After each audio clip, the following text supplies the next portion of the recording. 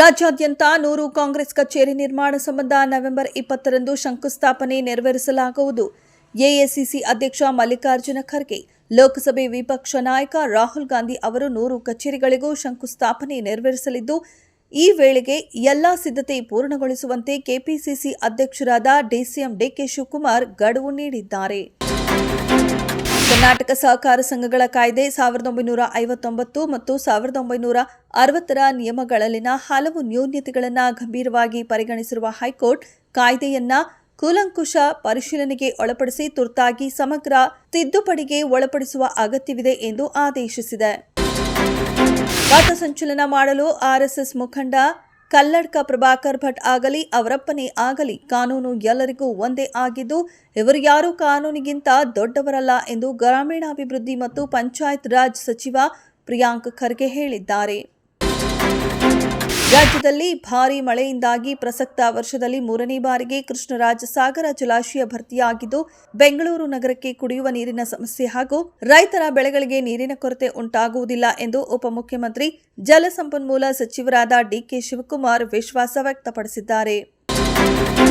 ರಾಜ್ಯದಲ್ಲಿನ ಮಕ್ಕಳ ಶಾಲಾ ಸಮಯದಲ್ಲಿ ಆಟದ ಅವಧಿಯನ್ನ ಕಡಿತಗೊಳಿಸದಂತೆ ಕರ್ನಾಟಕ ರಾಜ್ಯ ಮಕ್ಕಳ ಹಕ್ಕುಗಳ ಆಯೋಗವು ಶಾಲಾ ಶಿಕ್ಷಣ ಇಲಾಖೆಗೆ ನಿರ್ದೇಶನ ನೀಡಿದೆ. ಈ ಕುರಿತಂತೆ ಕರ್ನಾಟಕ ರಾಜ್ಯ ಮಕ್ಕಳ ಹಕ್ಕುಗಳ ಆಯೋಗದ ಸದಸ್ಯ ಡಾಕ್ಟರ್ ಕೆಟಿ ತಿಪ್ಪೇಸ್ವಾಮಿ ಅವರು ಶಾಲಾ ಶಿಕ್ಷಣ ಮತ್ತು ಸಾಕ್ಷರತಾ ಇಲಾಖೆಯ ಆಯುಕ್ತರಿಗೆ ಪತ್ರ ಬರೆದಿದ್ದಾರೆ.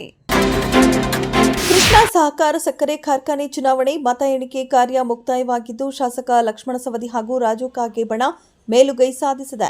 ಮಾಜಿ ಶಾಸಕ ಮಹೇಶ ಕುಮಟಳ್ಳಿ ಹಾಗೂ ಲಕ್ಷ್ಮಣ ಸವದಿ ಬೆಂಬಲಿತ ಅಭ್ಯರ್ಥಿಗಳ ಮಧ್ಯೆ ಜಿದ್ದಾಜಿದ್ದಿ ಏರ್ಪಟ್ಟಿತು. ಕೊನೆಗೂ ಫಲಿತಾಂಶ ಪ್ರಕಟಗೊಂಡಿದ್ದು ಸವದಿ ಬಣ ಭರ್ಜರಿಯಾಗಿ ಮೇಲುಗೈ ಸಾಧಿಸಿದೆ. ಬಿಹಾರ ಮುಖ್ಯಮಂತ್ರಿ ನಿತೀಶ್ ಕುಮಾರ್ ಅವರ ಜೆಡಿಯು ಪಕ್ಷ ಶಾಸಕ ಗೋಪಾಲ್ ಮಂಡಲ್ ಸೇರಿದಂತೆ 16 ನಾಯಕರನ್ನ ಪಕ್ಷದಿಂದ ಉಚ್ಚಾಟಿಸಿದೆ.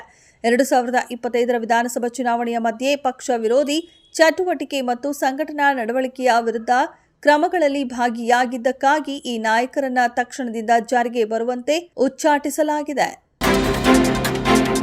ಆಸಿಯಾನ್ ಮತ್ತು ಭಾರತ ನಡುವಿನ ಸಮಗ್ರ ಪಾಲುದಾರಿಕೆಯು ಜಾಗತಿಕ ಸ್ಥಿರತೆ ಹಾಗೂ ಅಭಿವೃದ್ಧಿಗೆ ಪ್ರಬಲ ಅಡಿಪಾಯವಾಗಲಿದೆ.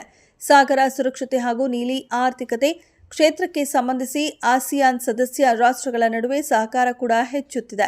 2026ನ ಆಸಿಯಾನ್ ಭಾರತ ಸಾಗರ ಸಹಕಾರ ವರ್ಷ ಎಂಬುದಾಗಿ ಘೋಷಿಸಲಾಗುತ್ತದೆ ಎಂದು ಪ್ರಧಾನಿ ನರೇಂದ್ರ ಮೋದಿ ತಿಳಿಸಿದರು. ಮಹಿಳಾ ಕ್ರಿಕೆಟ್ ಏಕದಿನ ವಿಶ್ವಕಪ್ನಲ್ಲಿ ಇಂದು ಭಾರತ ಮತ್ತು ಬಾಂಗ್ಲಾದೇಶ ಮಧ್ಯೆ ಕೊನೆಯ ಲೀಗ್ ಪಂದ್ಯ ಇತ್ತು. ಆದರೆ ಈ ಪಂದ್ಯವು ಯಾವುದೇ ಫಲಿತಾಂಶ ಇಲ್ಲದೆ ರದ್ದಾಗಿದೆ. ಇನ್ನು ಭಾರತದ ಮಹಿಳಾ ಕ್ರಿಕೆಟ್ ತಂಡ ಈಗಾಗಲೇ ಸೆಮಿಫೈನಲ್ ಹಂತಕ್ಕೆ ಏರಿದೆ.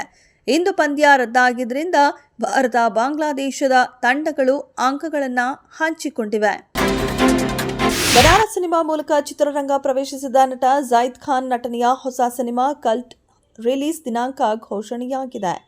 ಉಪಾಧ್ಯಕ್ಷ ಸಿನಿಮಾ ಖ್ಯಾತಿಯ ಅನಿಲ್ ಕುಮಾರ್ ನಿರ್ದೇಶನದ ಈ ಸಿನಿಮಾ 2026ರ ಜನವರಿ 23ರಂದು ತೆರೆ ಕಾಣಲಿದೆ.